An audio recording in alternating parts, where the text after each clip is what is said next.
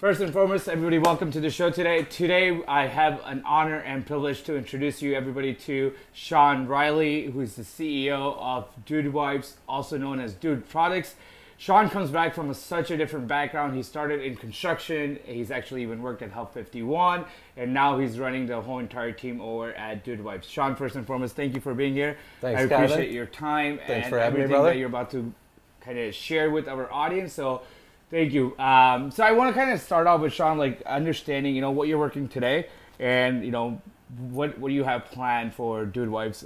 Because Dude Wipes has been on Shark Tank, and you had really great success, and you guys are continuing to expanding your product line. So we'd love to hear about what you guys have going on right now at Dude Wipes. Yeah. What we're working on today is mostly scaling the business. So all the challenges that come along from getting out of that startup bedroom phase of the business, dealing with lines of capital, more products, larger retailers. We're at that stage where we're taking leaps and bounds as a business. So just as many challenges as the early days, they're just a little bit different, and building the team as well. So we got a good core team of me and my buddies, a few dudes I grew up with, who started the company, and now we're getting other members on and getting the right partners to take it to the next level. Got it. When we think about a lot of things, especially in the business world, but there's certain things that happen, especially when you're starting a business, right? And I'd love to kind of go into more about what were some of the challenges that you guys actually had to go through, right? Because in my mind, it's like, you started a company, you went on Shark Tank, and now you have retail distribution. But on your personal side, like, how did all of that pan out?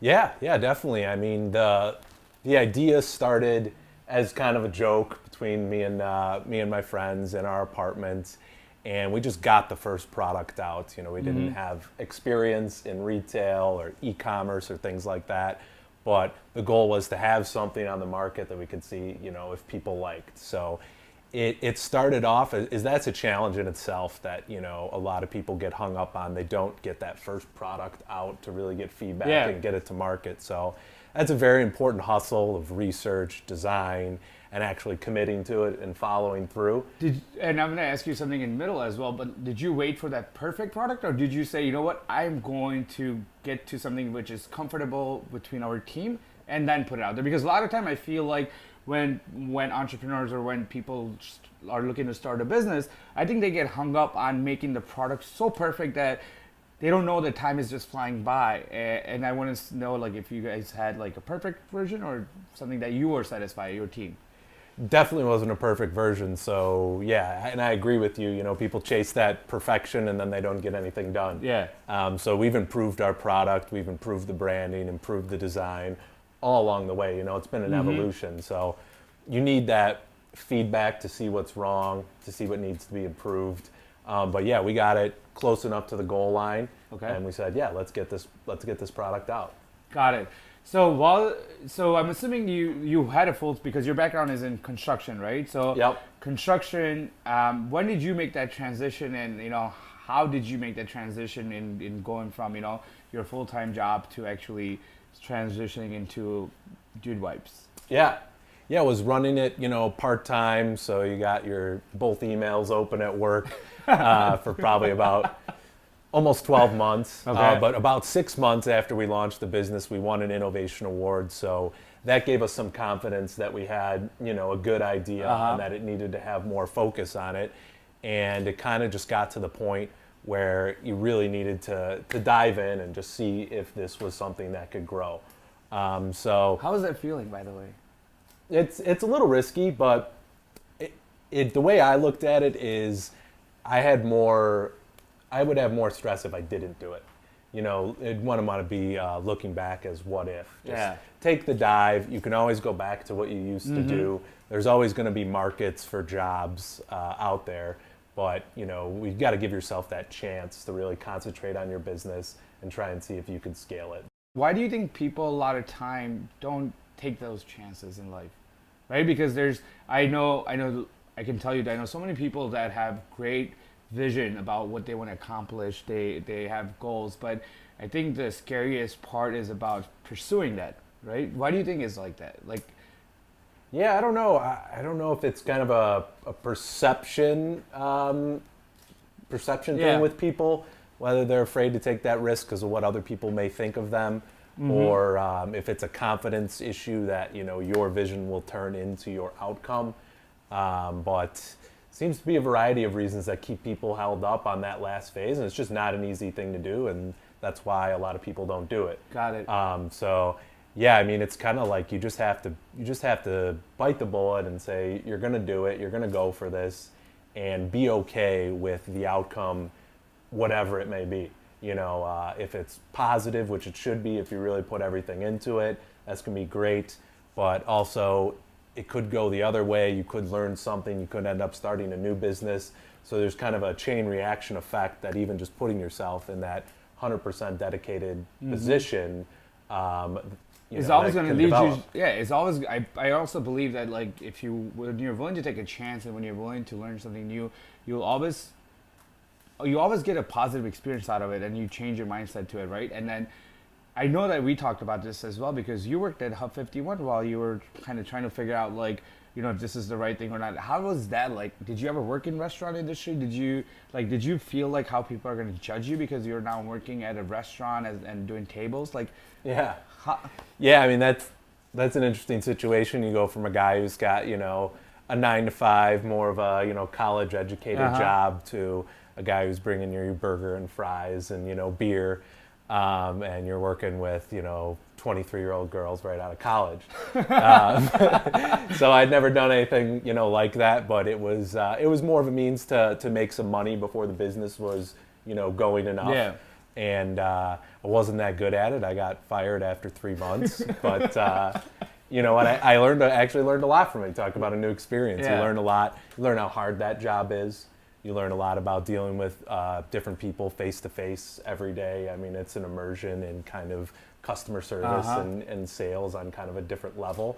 But yeah, you have to swallow your pride and be like, hey, this is what I'm doing right now, and this is why I'm doing it. And if people don't understand that, then fuck them, right? Yeah, no, 100%. No, you're 100% right about that. And I think we were talking about the positive experience, right? And this is literally just connected in my mind while you said that is like, I'm interacting with people, right? I'm taking their orders, right? So now I think what you probably are doing is that you're actually reaching out to your own customers and trying to understand like what they like about their product, what they don't like about their product, right? Like it kind of goes hand to hand with taking that experience and putting in your business as well. Yeah, definitely. I think small businesses have that advantage because when you start up, all you have is those customers. So you have those 10 people that start buying your product, 20, and you build that relationship over time. So even as that number grows, that's still an inherently important part of your company, is that the customers are, the most important aspect. Yeah. And you want to make them happy.